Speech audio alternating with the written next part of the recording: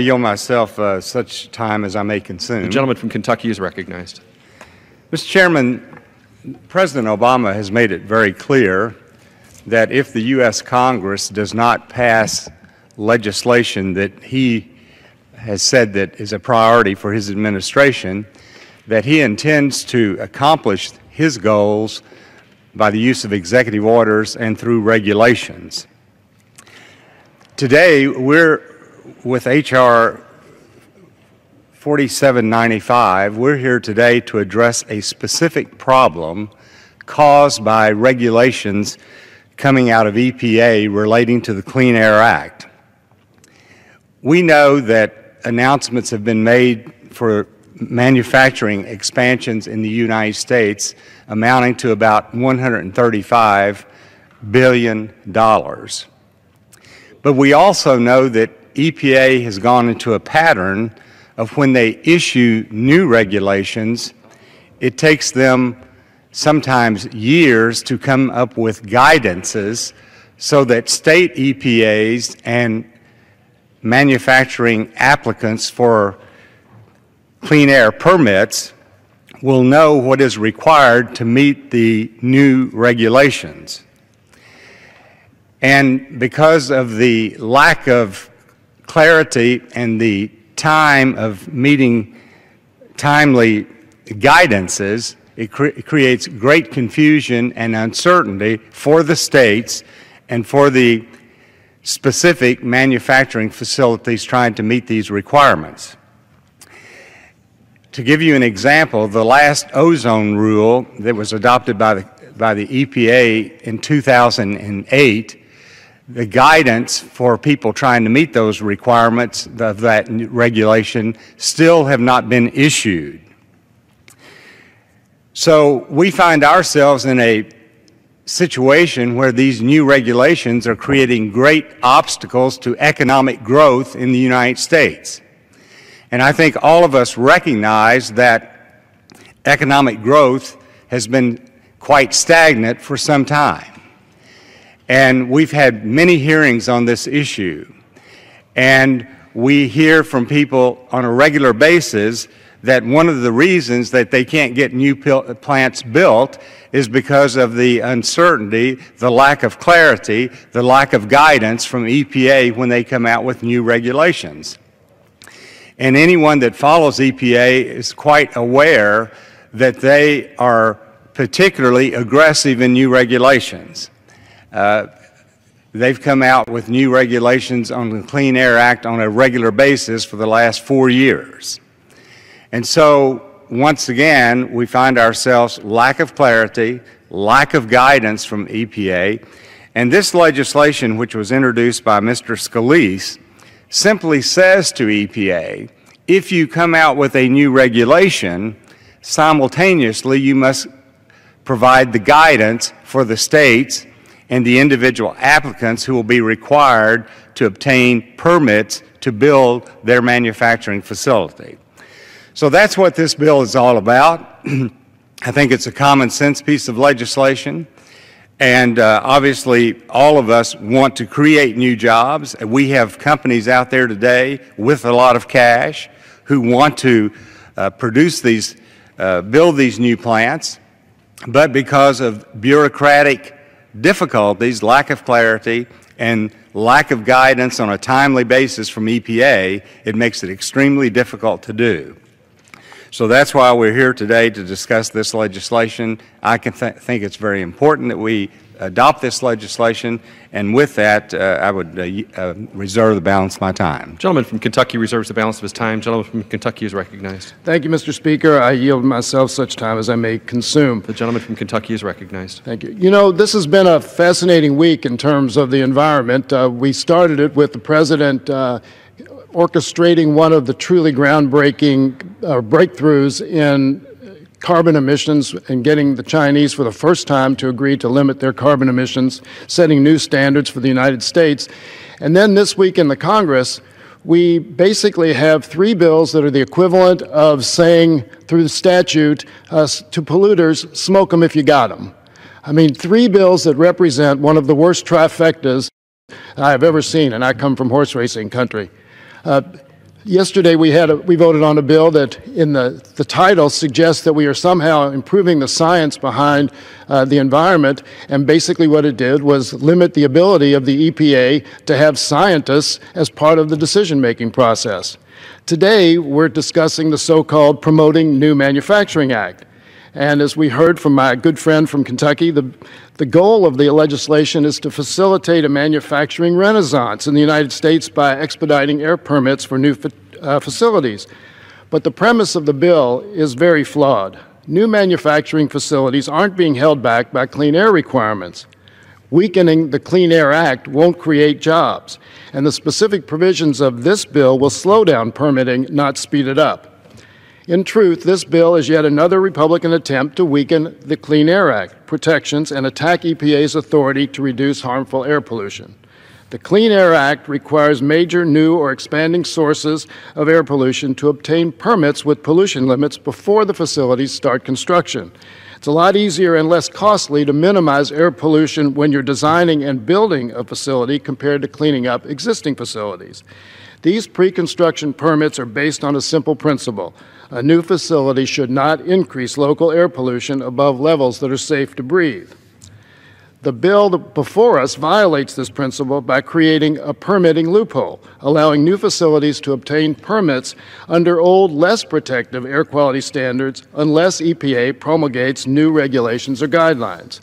This provision is bad for existing manufacturing in the United States. The permitting loophole would actually impose new costs on the manufacturing sector rather than help it. The bill allows new facilities to pollute more than their fair share, leaving the existing manufacturers to make up the difference.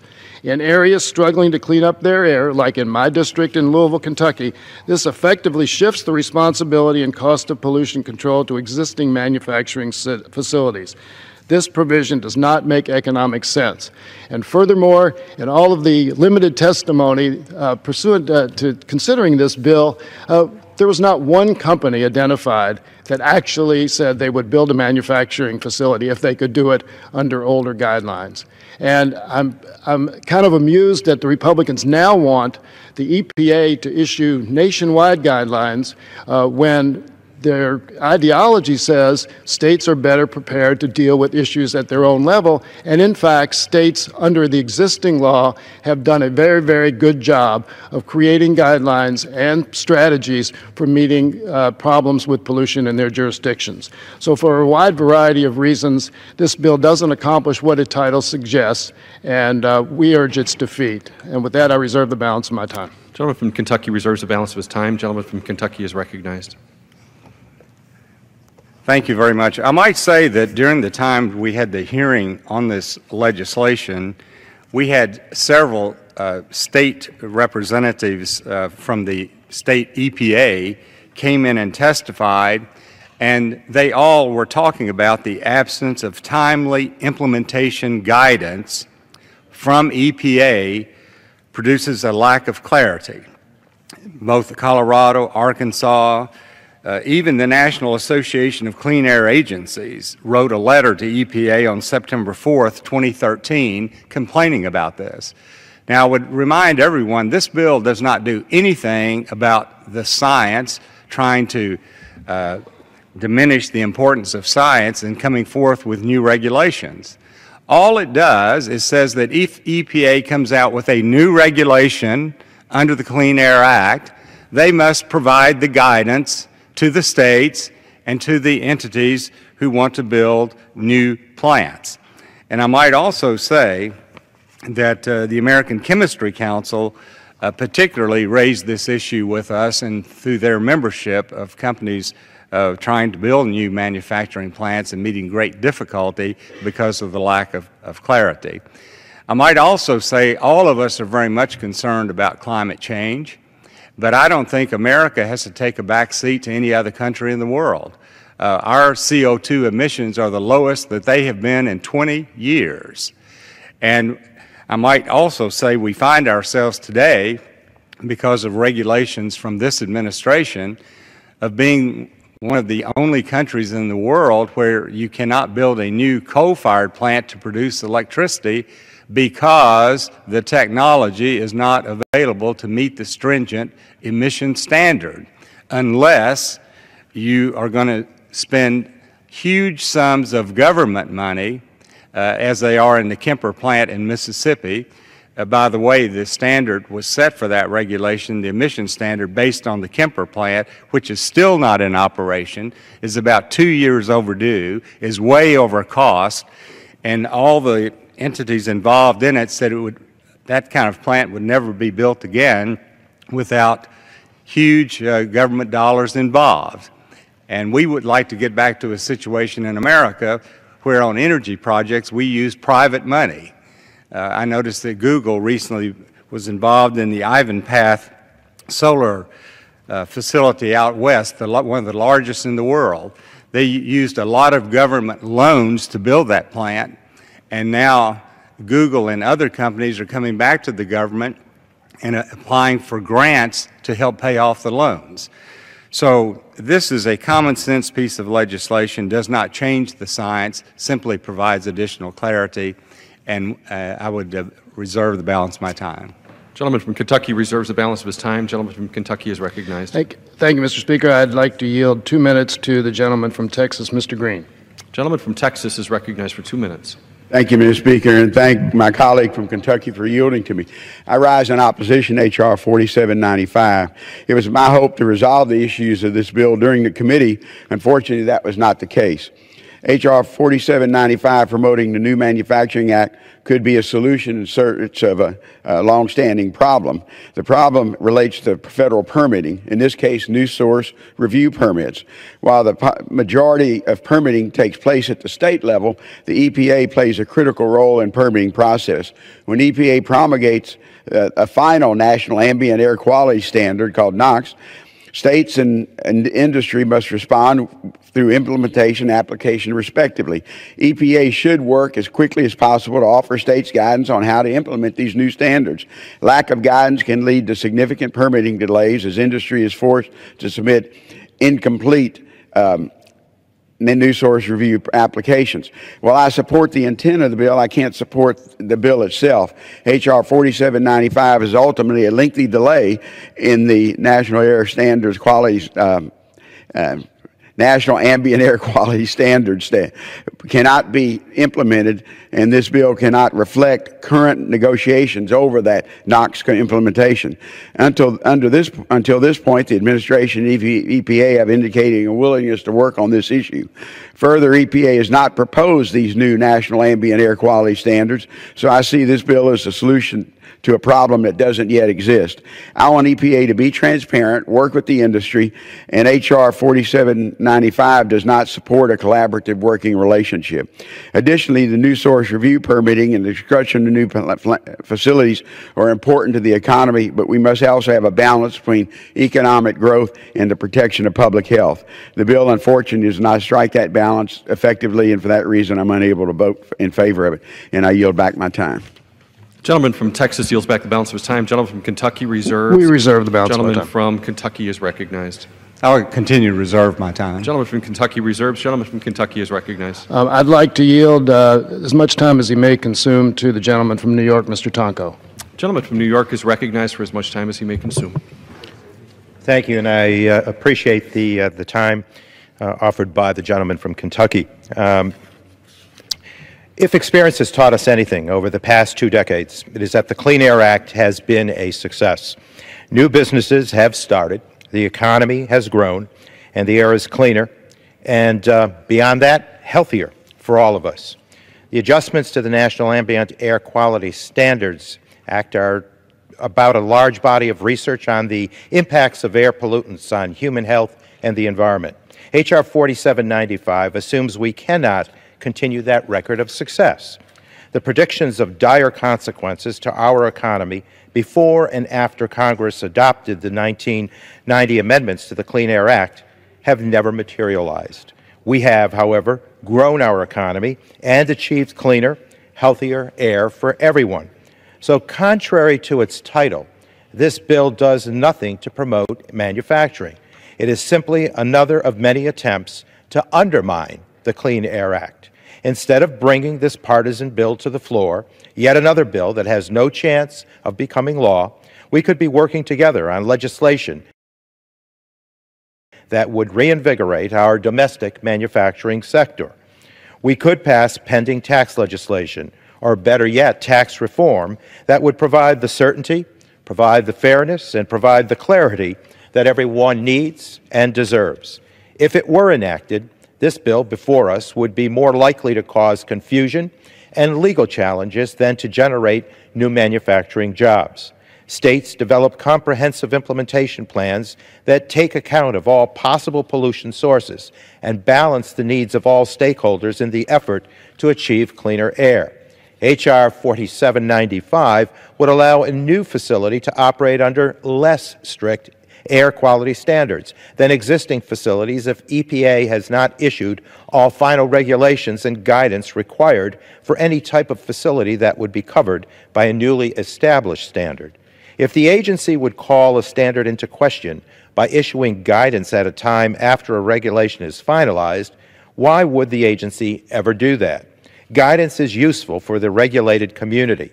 As new or unique situations arise, the agency can work with applicants to find the most appropriate and most cost-effective means for moving a project forward under the law. It seems to me that we want to simplify the regulatory process, not complicate it, and to encourage communication and flexibility, not to stifle it. We should ensure that regulations are implemented fairly and consistently, and we should facilitate communication and encourage the agency to work with regulated entities. H.R. 4795 is going to result in greater confusion, more legal challenges, and a less flexible regulatory process. H.R. 4795 will not provide more jobs, and it will not deliver clean air. I reject the notion that clean air and economic progress are incompatible. They simply are not. H.R. 4795 is a bad bill, and I urge its defeat. And with that, I yield back the balance of my time. The gentleman from New York yields back the balance of his time. Gentleman from Kentucky reserves. Gentleman from Kentucky is recognized. You reserve. Gentleman from Kentucky reserves. Gentleman from Kentucky is recognized. It is now my great honor to yield as much time as he may consume to one of the truly great champions of the environment who has ever served in this body, Mr. Waxman of California. The gentleman from California is recognized. I thank my colleague for those generous comments, and I'm pleased to be here today to express my reason why this bill should not pass. The bill's called Promoting New Manufacturing Act. Well, we would all want to do that. What a nice title. But the bill does not live up to the title. The bill does not do anything to promote manufacturing. It does not do anything to improve the permitting process for new and expanding facilities, but it does weaken air quality protections. It allows more pollution. It threatens public health. Now, let me explain why I reached that conclusion. The Clean Air Act requires a new or expanding source of air pollution to obtain permits with pollution limits before the facility starts construction. These pre-construction permits ensure that a new or expanded facility will not increase local air pollution to levels that violate national ambient air quality standards, which are based on public health. When the EPA issues a new, more protective air quality standard to reflect the latest science, permit applicants have to meet the new standard and show their emissions will not increase the amount of pollution that will end up harming public health. This bill, H.R. 4795, creates a loophole in this process. The bill says that if it's a new or expanding facility, they can apply for a permit based on the old quality standard, the old air quality standard, which is not adequate to protect the public health, unless, they say, EPA has been able to jump over a new procedural hoop that hurdle that they set in with this legislation, requiring new regulations on permitting. In effect, this bill could give new sources of pollution amnesty from new air quality standards. This amnesty provision could have serious real-world consequences. The amnesty provision would force the states and EPA to issue permits permits for facilities that pollute more than they would under current law. In fact, this bill would allow new facilities to degrade air quality to levels that are not safe to breathe. This loophole is also bad for business, because if you are not getting the reductions from new sources, you're going to have to get those reductions from existing sources. It's shifting the burden from the new sources onto existing facilities. It raises pollution control costs overall because the whole doctrine under the Clean Air Act, which has long been recognized, is that it's generally far more efficient and cost-effective to build pollution controls into a facility up front rather than adding them later. But this bill does the opposite. When we had our hearing, Representative Dingell asked the Secretary of the Department of Natural Resources from the state of Delaware whether creating this loophole in the Clean Air Act would do anything to expedite permitting at his agency. And he responded with a categorical no.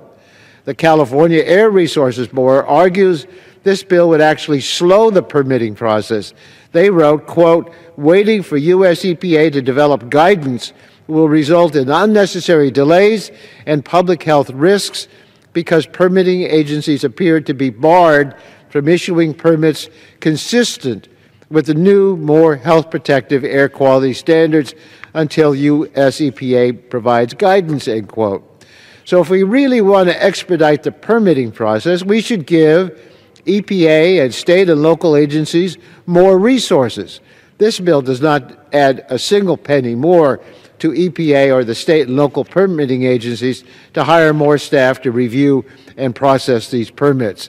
That's what the agency needs.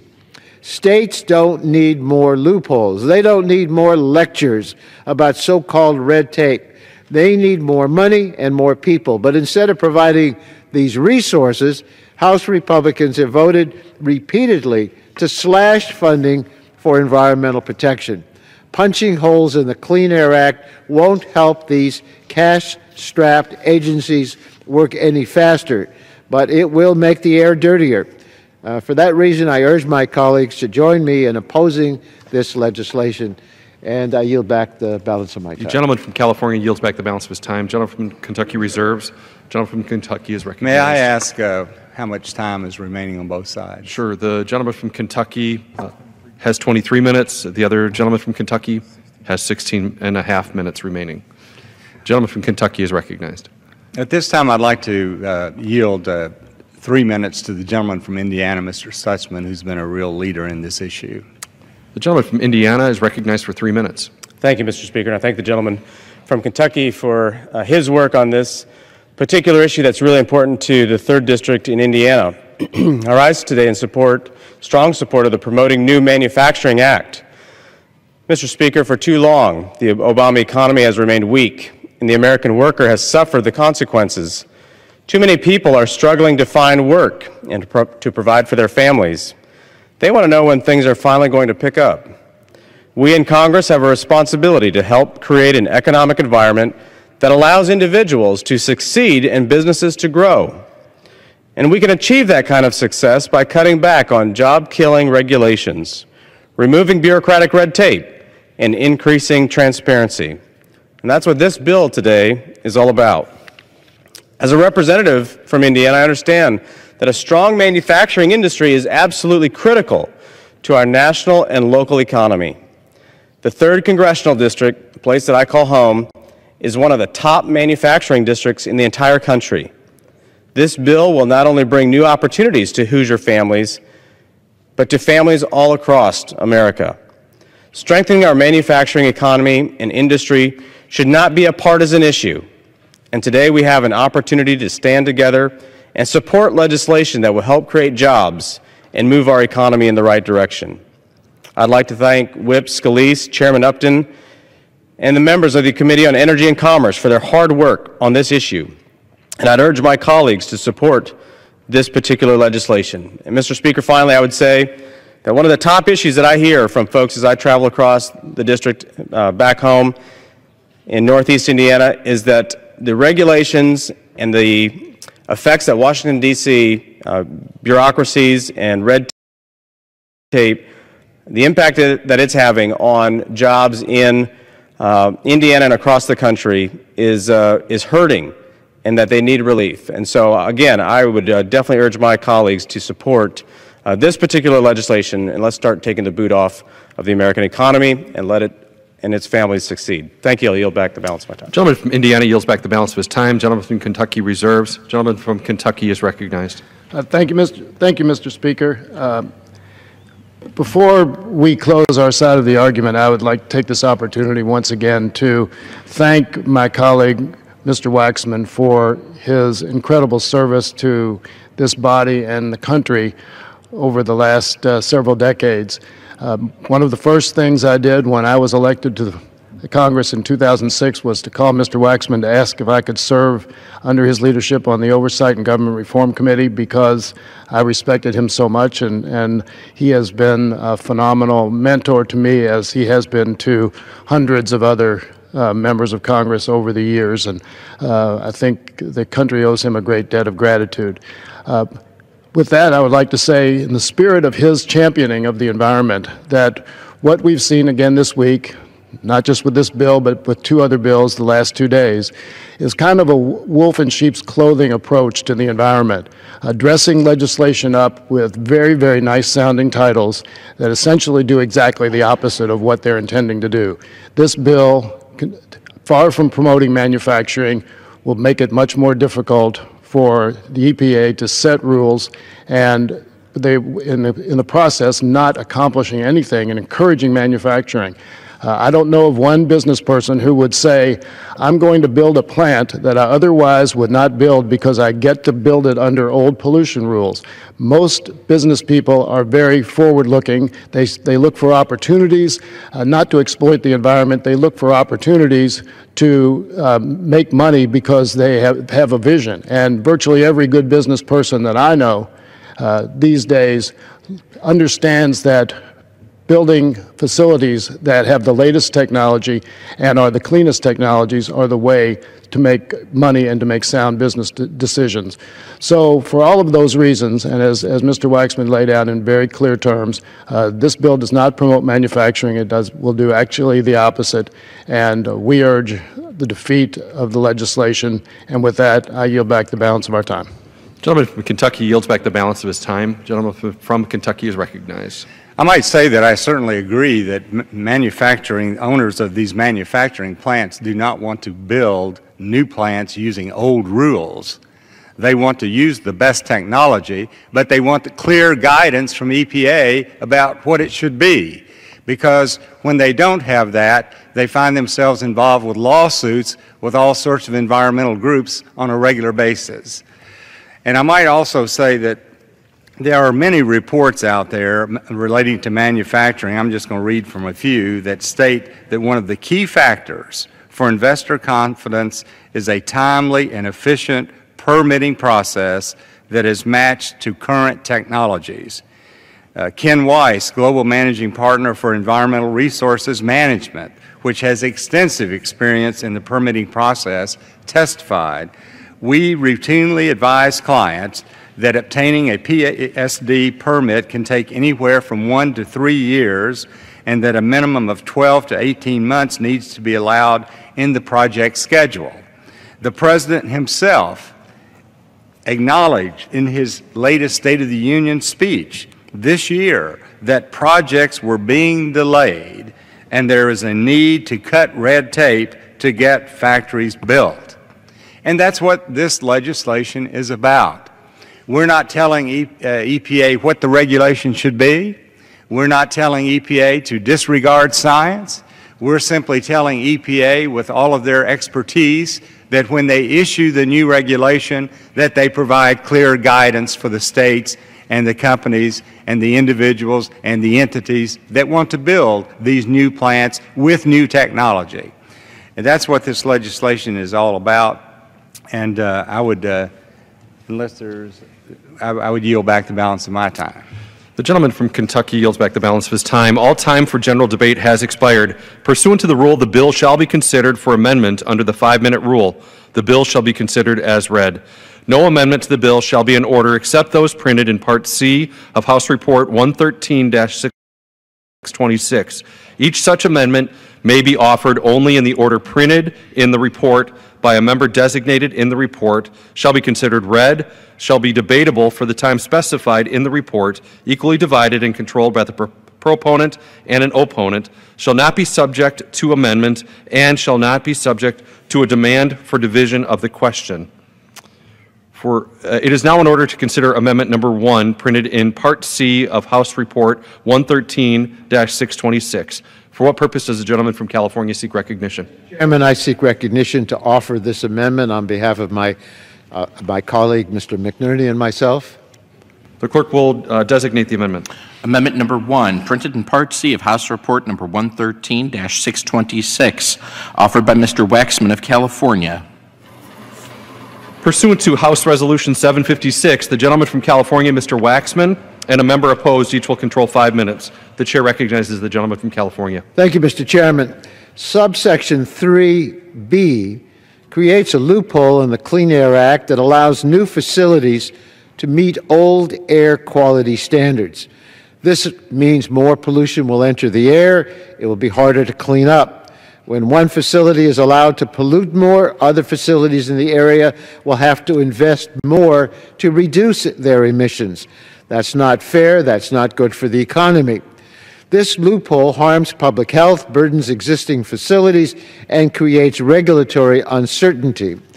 Well, if one is unwilling to remove the loophole from the bill entirely, then we should at the very least give state and local permitting authorities the opportunity to opt out. And that's what this amendment does. We know states have concerns about this provision. We heard strong concern from the state of Delaware at the hearing on this bill. In my own state of California, the California Air Resources Board wrote to the committee last week to express their serious concerns about this legislation. And this provision in particular, CARB wrote that, quote, the provisions proposed in this bill would not increase efficiency, would result in additional delays in permitting, and would pose increased public health risks, end quote. They, in other words, made two key points. One, first of all, CARB explains that states don't need EPA guidance to issue permits under a new quality standard. They said, quote, for decades, permitting authorities have successfully implemented their programs in response to every new standard U.S. EPA has promulgated. In fact, permitting agencies have historically been the advisors to U.S. EPA on the guidance that it will ultimately issue, end quote. They point out that the bill effectively requires EPA to issue, quote, one-size-fits-all, end quote, permit guidance that would not realistically take into account the uniqueness of every jurisdiction. CARB also explained that in regions with severe air quality issues, barring the states from issuing permits consistent with new, more health protective air quality standards will result in unnecessary delays and public health risks. CARB highlighted this is particularly an issue for vulnerable and already overburdened populations, such as in disadvantaged communities. All of California's San Joaquin Valley is in an extreme non-attainment for air quality standards. This bill threatens the flexibility needed by the Regional Air Pollution Control District, the flexibility that has led to 2013 being the cleanest year on record in this region. This bill would take a step backward in that progress. Let's not make state air pollution regulators' jobs harder by constraining their flexibility and imposing counterproductive requirements. At least let's give them a choice. The amendment simply says, if a federal, state, local, or tribal agency determines that adopting this loophole will increase air pollution that harms human health, slow issuance of permits, increase regulatory uncertainty, create new litigation, shift the burden of pollution control to small businesses and other existing facilities, or increase the cost of achieving breathable air, then that agency may opt out. The agency does not have to issue a permit that exempts a new facility from meeting protective air quality standards. If you don't think the bill's Clean Air Act loophole will cause these problems, then states wouldn't opt out, and you wouldn't object to this amendment. But just in case the states we've heard from are correct, let's provide a safety hatch to make sure that we aren't harming public health and making air pollution permitting more difficult. I've heard my colleagues, especially on the Republican side of the aisle, say over and over again, we don't need one size fits all. We need to let local control make some of these determinations. And I agree in this case particularly that if they see, given their circumstances, a reason why they don't want to follow this new regime that would be created by this legislation, let them opt out. Let them decide at the local level how to proceed. And for that reason, I urge passage of the amendment and reserve the balance of my time if I have any left. This time has expired. For what purpose does the gentleman from Kentucky seek recognition? To rise in opposition to the amendment. The gentleman from Kentucky is recognized for 5 minutes. Mr. Speaker, this amendment basically would eliminate Section 3B or make it applicable in a different way of the legislation, which really would defeat the whole purpose of this bill. As I said in the beginning, this is very simple. We're not telling EPA what the regulation should be. We're not telling EPA not to use science. We're simply telling EPA when you come out with a new regulation, you must provide the guidance for the states and for the entities that are trying to build new plants to create jobs in America. And so this amendment would simply change that process. All of us understand and recognize the great role, the great contribution that has been made by the Clean Air Act. But yet, any time we come up and we try to amend the Clean Air Act, it's almost like we're touching the Holy Grail. Things change over time. And as I said, EPA has been so aggressive with so many regulations, they're not providing the guidance to provide the clarity so that entities can invest dollars to create jobs. Obviously, we want to balance a good, clean environment, but we also want a healthy economy. That's what this legislation is designed to do. And as much admiration and respect that I have for Mr. Waxman and Mr. McNerney, I do oppose this amendment and ask that the members not adopt it. And I yield back the balance of my time. The gentleman from Kentucky yields back the balance of his time. The question is on the amendment offered by the gentleman from California. Those in favor say aye. Aye. Those opposed say no. In the opinion of the chair, the noes have it. The amendment is not agreed to. I request a recorded vote. Pursuant to Clause 6 of Rule 18, further proceedings on the amendment offered by the gentleman from California will be postponed. It is now in order to consider Amendment Number 2, printed in Part C of House Report 113-626. For what purpose does the gentleman from Kentucky seek recognition? To explain my amendment and ask for its adoption.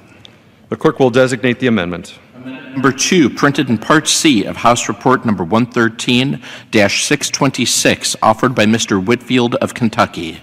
Pursuant to House Resolution 756, the gentleman from Kentucky, Mr. Whitfield, and a member opposed, each will control 5 minutes. The chair recognizes the gentleman from Kentucky. Well, as I've said repeatedly, the intent of this bill is to ensure that when EPA issues new air quality standards, the agency provides timely guidance about how to comply with the new standards in the permitting process. Now, at the hearings that we've had in discussion, individual discussion with other members, people have argued that Section 3B of this bill would prevent a state or local permitting authority that wanted to impose the new standards even in the absence of EPA implementing regulations and guidance from doing so. So that was not the intent of the bill, and this amendment clarifies that. So if you have a state like California or even Delaware, which are two that I can think of, that would like to go on and impose the new standard without the guidance, then this amendment ensures that they have the opportunity to do that. So that's what this amendment does. It's simply a clarification, and I would reserve the balance of my time. Reserve, gentleman from California. Mr. Chairman, I seek the time in opposition. Seek the time as if I were in opposition to talk about this amendment. Nice. The reason I qualified it is that I see no reason to oppose the amendment. It's not objectionable, but it doesn't actually fix the bill's core problems. Subsection 3B of the bill gives new sources amnesty from compliance with a new or revised air quality standard until EPA issues rules and guidance on implementation of the air quality standard. The provision effectively creates two classes of sources. New sources would be permitted under the outdated and less protective air standard, but existing sources would be permitted under the updated, more protective standards. This amendment doesn't affect this requirement in any way. The Whitfield Amendment says that states can set their own more stringent air quality standards under state law. I don't disagree with that. Section 116 of the Clean Air Act already gives the states the right to adopt more stringent air quality standards. It has been in the Clean Air Act for decades. That's fine as far as it goes, but it doesn't address our concern with subsection 3B. If my colleagues are in favor of state flexibility, they should either oppose the underlying bill entirely or support the state opt-out amendment. The Whitfield Amendment does not provide them any relief from the loophole and procedural burden envisioned under the bill. I don't object to this amendment, as it doesn't make the bill worse. It doesn't make it worse, but it doesn't make it better. I'd urge my colleagues to oppose the bill, even if this amendment is adopted. And with that, I yield back the balance of my time. Gentleman from California yields back. Gentleman from Kentucky. How much time do I have remaining? The gentleman has 3.5 minutes. Thank you. I would just remind everyone that even if EPA fails to do its job, the bill makes clear that nothing relieves new facilities of their obligations to install the best available control technology in attainment areas and the lowest available emissions rate technology in non-attainment areas. I would also say that while my amendment allows those states who want to go on and implement the new regulation without the guidance, they can do that. But on the other hand, our legislation is designed to protect those states and those entities who find they're unable to interpret the new regulation. And because of that uncertainty, it has been the experience of many companies when they build new facilities with technology under new regulations, they end up being sued over it frequently. So this legislation is about common sense. This legislation also, and this amendment allows those states that want to implement the stricter standard, they have the ability to do that. So I would urge the adoption of this amendment and the passage of this bill, and I yield back the balance of my time. Mr. Chairman, I'd like to ask unanimous consent that I be able to reclaim a minute just for a clarification for the record. Is there objection? No objection. No objection. Gentleman from California is recognized for 1 minute. Mr. Whitfield mentioned that the National Association of Clean Air Agencies would like timely implementation guidance. That's true. But just yesterday, they wrote a letter making clear they oppose this bill. And I want to insert in the record the letter that came under the signature of S. William Becker, National Association of Clean Air Agencies. Thank the gentleman. Yield back my time. Gentleman come to general leave. Gentleman, time has expired. The question is on the amendment offered by the gentleman from Kentucky. Those in favor say aye. Aye. Those opposed, no. Opinion of the chair is the ayes have it. The amendment is agreed to.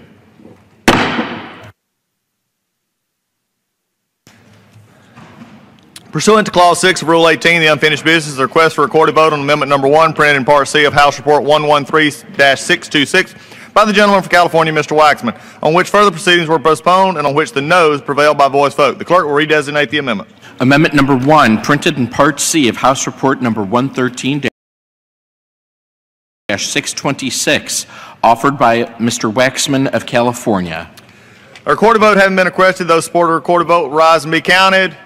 Sufficient number risen. Recorded vote is ordered. Members will record their votes by electronic device. This will be a 15-minute vote.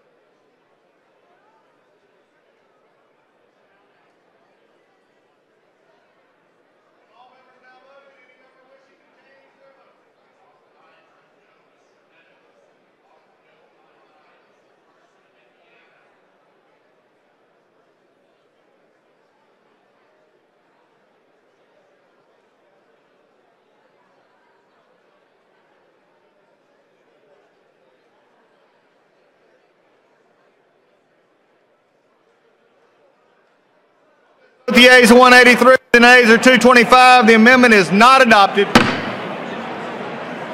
There being no further amendments under the rule, the committee rises.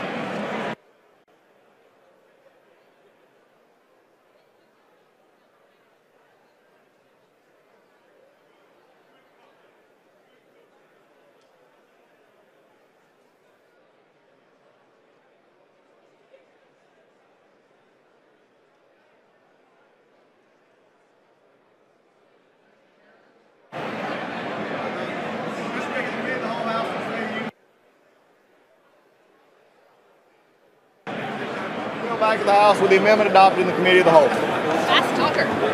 The Chair of the Committee of the Whole House on the State of the Union reports that the committee has under consideration the bill H.R. 4795 and pursuant to House Resolution 756 reports the bill back to the House with an amendment adopted in the Committee of the Whole. Under the roll, the previous question is ordered. The question is on adoption of the amendment. Those in favor will say aye. Aye. Those opposed say no. The ayes have it. The amendment is agreed to. The question is on the engrossment and the third reading of the bill. Those in favor will say aye. Aye. Those opposed will say no. The ayes have it. Third reading. States by providing for greater transparency and timeliness in obtaining necessary permits and for other purposes.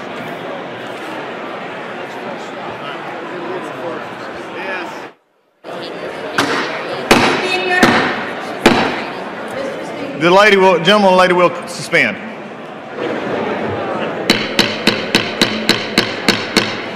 The House will come to order. Please take all conversations out of the aisles, out of the back aisles, and out of the well. The House will come to order. The House cannot proceed with further business until the House comes to order.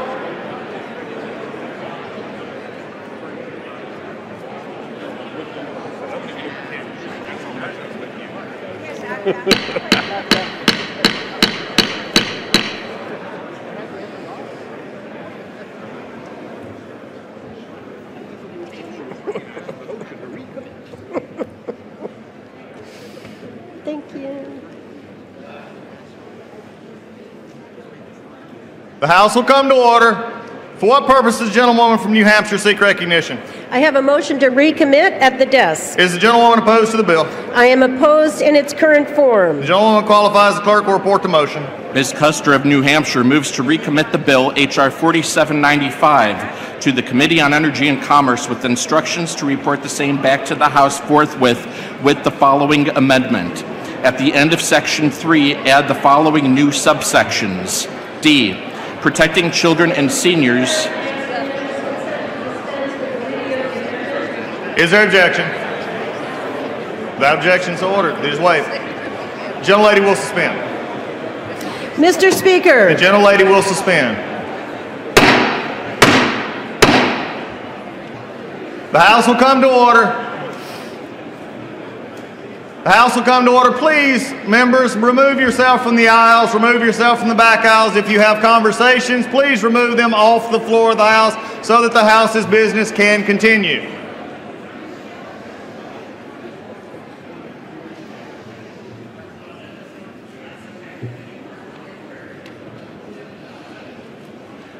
All members on both sides, please remove yourself from the aisles and please cease conversations.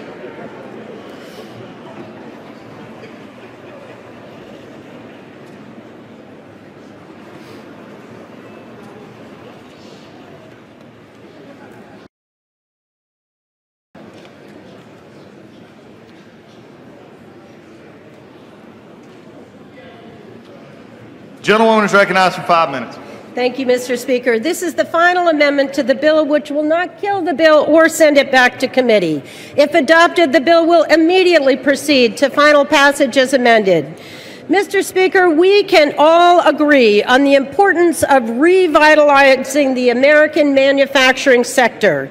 We need to work across the aisle, Republicans and Democrats, to support manufacturing workers and businesses so that more products across this planet can be stamped Made in America. That is why I am a proud supporter of the Make It in America agenda. We need to pass this agenda, which will help more businesses manufacture goods in America so more families can make it in America. For example, we need to work with the Senate to permanently extend the research and development tax credit. This tax credit will help companies like Airmar in Milford, New Hampshire, a world leader in ultrasonic sensor technology.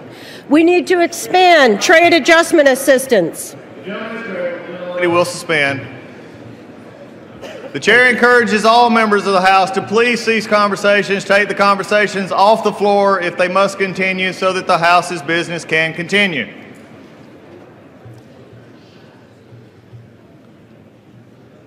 The gentlelady can proceed. Thank you. We need to expand trade adjustment assistance and invest in workforce development, like the $2.5 million Department of Labor grant recently awarded to Nashua Community College. This funding will help teach students the skills needed for advanced manufacturing careers so that a graduate with a 2-year associate's degree can leave school and walk into a good job that pays $45,000 a year. We need to pass long-term reauthorization of the Export-Import Bank to help companies like Boyle Energy in Concord, New Hampshire ship American-made products around the world. These are the policies that will promote new manufacturing jobs, and they deserve bipartisan support.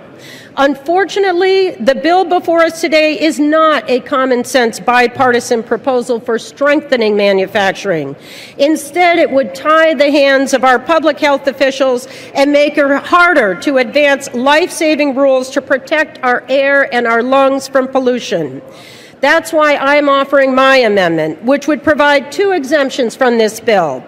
First, my amendment would exempt rules that protect children and seniors from cancer-causing pollution within 5 miles of a school or nursing home. And second, my amendment would protect small businesses from any job losses or increased costs resulting from this bill. Whether you support or oppose the underlying bill, every member of this body should be able to vote to protect the health of children and seniors and to protect small businesses. So I urge support for my amendment, and I urge my colleagues to move on from these partisan proposals and instead work to find bipartisan ways to strengthen American manufacturing without putting our air quality or public health at risk. Thank you, Mr. Speaker. I yield back the balance of my time. The gentlelady yields back. For what purpose the gentleman from Louisiana seek recognition? To rise in opposition to the motion to recommit. The gentleman is recognized for 5 minutes. Thank you, Mr. Speaker. I rise in opposition to the motion to recommit because I strongly support American manufacturing, and that's what our bill is about getting Americans back to work. You know, our friends on the other side of the aisle want to talk about protecting seniors. The biggest threat we hear about seniors right now is the president's health care law that cut hundreds of billions of dollars out of the Medicare program. Why don't you work with us to repeal that law and replace it with reforms that actually strengthen Medicare and help seniors? That would be a really good place to start. Now let's talk about jobs, Mr. Speaker, because that's the focus of this bill. And this is a bipartisan piece of legislation. What we're trying to do is actually support some of the things the president himself has talked about. The president said that he wants to cut red tape. You know what this bill does, Mr. Speaker? It cuts red tape. The president says he wants to be the most transparent president ever. We'd actually like to help him fulfill that promise. In our bill, we actually require transparency from the EPA to actually start proving what they're saying that they want to do with actual science. If you look at what's been holding back our economy, so many states will tell you when they're trying to issue permits, it's agencies like the EPA that are holding back their ability to create jobs and issue permits that would result in higher air quality standards. Ironically, the motion to recommit that they're bringing forward would actually make it harder to implement higher air quality standards. We've had testimony in committee, Mr. Speaker, from companies that have told us that they are right now delayed by years in some cases in the permitting process to build newer, better plants to create thousands of jobs in America because the EPA will come out with rules and guidelines, and yet they won't even show states or industry groups how they can achieve this in the real world. You know, there's this parallel universe, Mr. Speaker. You've got the EPA coming out time and time again with rules and regulations that cannot be implemented in the real world, and then you've got people that are trying to create jobs in America saying the biggest thing holding us back from creating good American jobs is these crazy radical rules coming out by the EPA and other agencies like it. So, Mr. Speaker, we've got a choice to make here in this chamber and across this country. The President says he wants to create jobs, and yet he comes out with rules with his agencies like the EPA that are the biggest impediment to us creating jobs in America. The President says he wants to be transparent, and yet he refuses to be transparent in a bill like our bill here today says he has to be transparent. Show us how you're expediting the permitting process. He talks about that. It's time to walk the walk. He says he actually wants to remove that red tape. Well, you know what, Mr. Speaker? In our bill, we hold the President to his promise by removing that red tape. So we ask ourselves today, do we want to get our economy moving again? I say yes. Do we want to cut the red tape the President promises but doesn't deliver? I say yes, let's cut that red tape. Do we want to get our economy moving again? I say let's create those jobs, get our economy moving again, and get these radical agencies that are slowing down job growth in our country out of the way. Let's vote down this motion to recommit, pass the underlying bipartisan bill, and get the economy moving again. With that, I yield back the balance of my time. Gentleman yields back. Without objection to previous questions, order. The question is on the motion to recommit. Those in favor say aye. Those opposed, no. In the opinion of the chair, the noes have it. What purpose does the gentleman from New Hampshire rise? I ask for a recorded vote. Recorded vote being requested. Those in favor of a recorded vote will rise.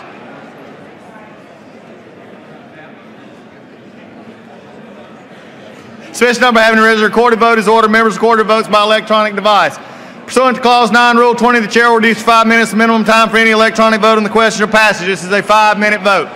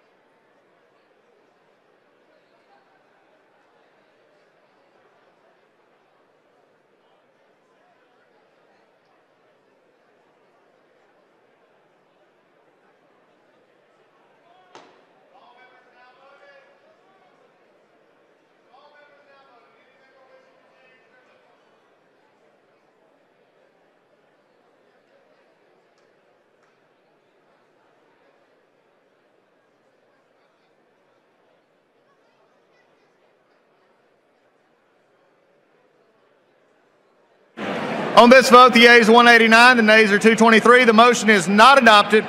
The question is on passage of the bill. Those in favor say aye. Those opposed, no. Opinion of the chair, the ayes have it. For what purpose, gentlemen, rise? Vote. Recorded vote being requested. Those in favor, recorded vote will rise. Sufficient number having arisen. Recorded vote is ordered. Members record their vote by electronic device. This is a 5-minute vote.